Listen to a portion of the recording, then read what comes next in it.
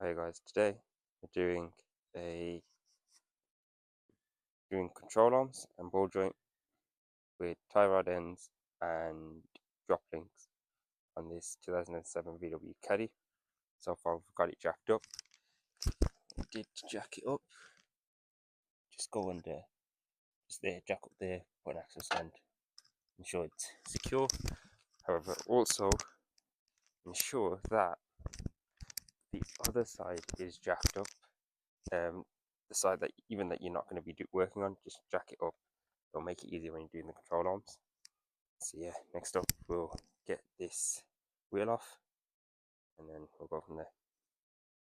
Okay, what you're going to need for today is you're going to need a 19mm spanner.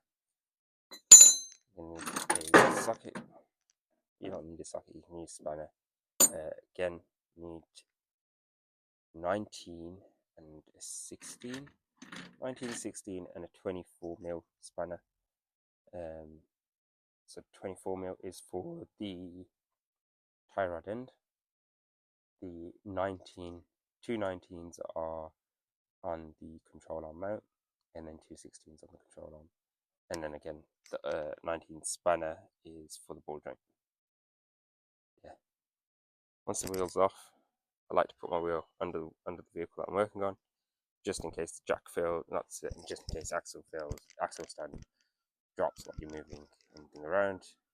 It will drop onto the wheel and not your face. Next, so let me just show you what I'm going to be doing. That's a 24mm bolt.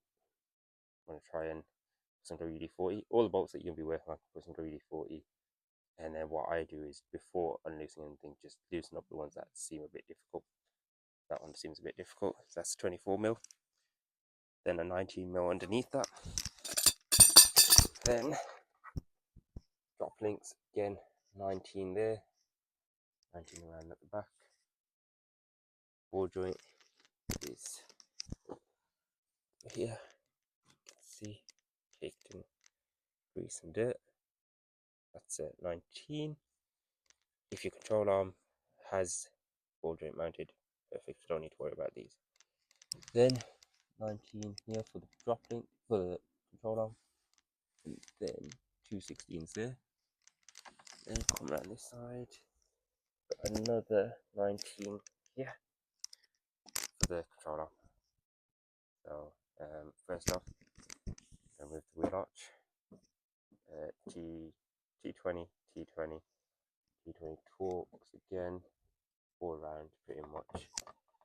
But if you like me, you might have some screws here. Please mark the thread. So what I would do is put tape just behind the nut before you open it, and then just leave the nut in that place. Try not to remove it. This one, go this way. That was very, very easy. Okay, well, I've got the 19 on. Seem to have lost certain clips, but yeah, while the 19 was on, I went and undid the tie rod end nut. Now put an 18mm socket on, and I'm going to push upwards towards the engine.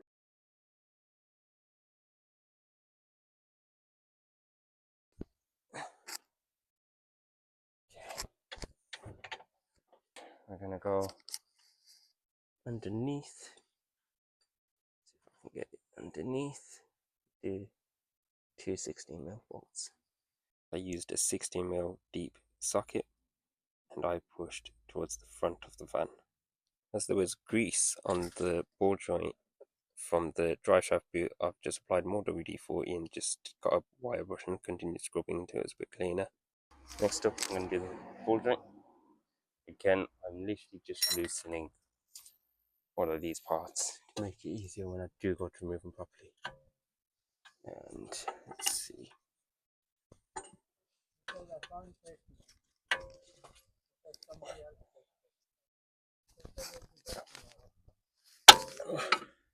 know if that actually. In this bit, I'm just showing which way you're turning, so you're turning towards the front of the van. So it's currently the next day. Basically, what happened was, when I went to remove 2 rear bolts for the control arm that's over there, we'll insert a picture. They snapped off, clean off. It's a common issue because the thing that you're mounting into is cast iron, and yeah, so when the bolt goes through, it kind of strips it through because they don't copper grease it, or they don't put any grease beforehand, which is what happened here. And it seems to be more common on the passenger sides, but I could be wrong. So what I did was, what I did was I undid the bolts that hold the subframe in place on this side, and I just jimmied it out. Not the best of ways, but yeah, jimmied it out, and then bought a new one that's going to go in now. So what I'm going to do is I'm going to remove the main 19mm bolts. I believe it's this one and this one, and then that arm up there. But before that, I'm going to get Jack under here and then remove them and hope that it lowers it very, very slightly, that I can then slide the new, it's known as a control arm bracket, new control arm bracket in place. I'm going to show you the part number so that if you want to buy it beforehand, you can. Also, what I mean, I might as well just quickly clean this up. So yeah, so this is the mount that was removed from the van. You can actually, I just realised, you can probably see, oh no, you can't, so it sits like this. Yeah, but anyway, the number we want is that. However, it did get changed. The F got changed to an E. So I'll just show you that again. It's 1 kilo 0 1 9 9 2 9 5 Foxtrot. Yeah. Also, when this is in place, there's a wire on the passenger side. This is that comes through here. You can get access to this from the top off the engine bay, basically. If you remove the battery and the battery tray, you'll see this bolt, or you see a cable that goes through this. So the guy that gave me this part, yeah, he just left it on. I will put his details down below, but basically this is a 10mm. Okay, so I was wrong. These are an 18. So I've undid that one and undid that one. That one's, as you can see, is pretty rusty. This one's not too bad. However, this one did start to get a bit tight. I've undone that. Then I've lowered the jack slightly. As you can see, it's a bigger gap now. So now, just gonna go try and put the new one in place. This side goes like this. It will slide in like this. But I do also have this piece of bar that fell off. I believe it goes there. No?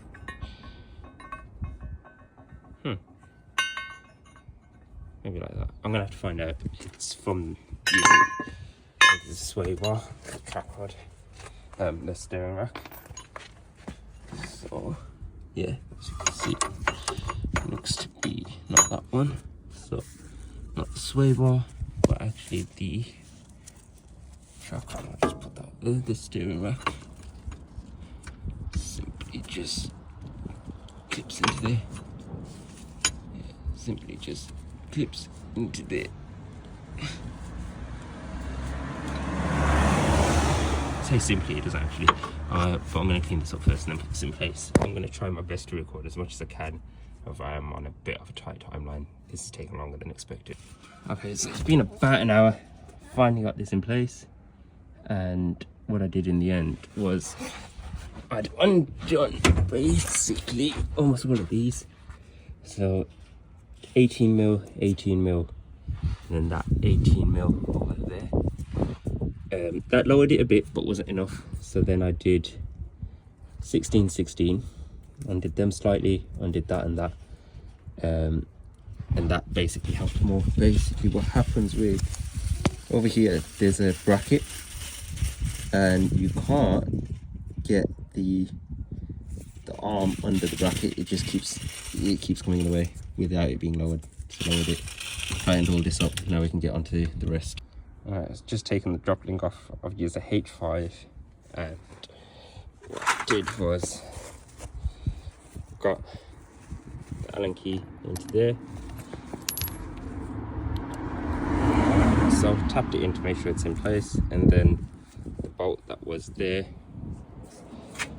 was a 19. Just kept on doing it like that. So ideally what you want to do is get a ratchet spanner, make it so much easier. So at the moment everything is off except for the tie rod end. I'm hoping my boot comes in. Don't need to change it, just want to change it. Hopefully it comes in before I finish it off. So now next, get the control arm in. Gonna get that side in, and then mount up underneath here, and then push the ball joint in place. Also, actually clean up these threads, but the one that only has threads at the top goes into this side. Yeah, at the moment it's not straight. Trying to do this one-handed is a bit difficult, but yeah, you get the point. Push it in and then tighten it on that side, and then we'll do that side. As you can see, there's a bit of a gap, so once we tighten it, it will tighten up. All right, and that's done. So tightened all these up. This been put in. What I did was I taped the back here. So once I opened it, it was taped to the back, so I knew where it is and counted the turns. So let's say it started here, 1, 2, and so on. There was 20 on that. Drop links in, as you can see, and then ball joint in as well. Everything's just been tightened back up. Get the wheel on, and then we'll head for an alignment. This was the 2 16mm bolts that had snapped, as you can see. Thank you for watching, and follow for more.